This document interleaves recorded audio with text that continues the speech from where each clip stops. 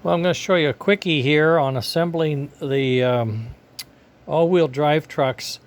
There are two pieces, a top and a bottom, and the sides that mate are very flat for a reason, right? We're going to glue them together very carefully.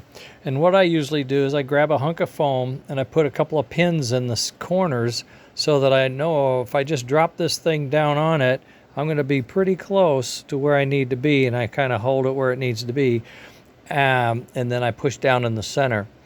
What you'll do is you get super glue. That's what I do.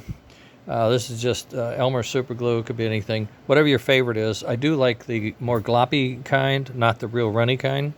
But at any rate, I just put a drop in the corners and around places, not slather it, just drops.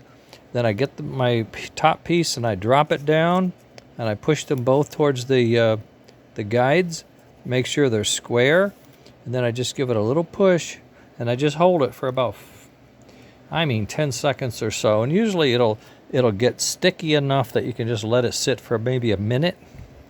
And then when you pull it out, the top comes with it and it's done. This is how I glue my two pieces together for the all-wheel pickup trucks that we have on the trains somewhere else, not here. There we go.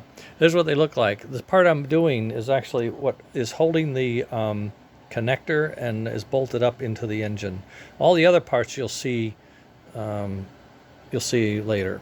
This is a four-wheel pickup. Okay, later.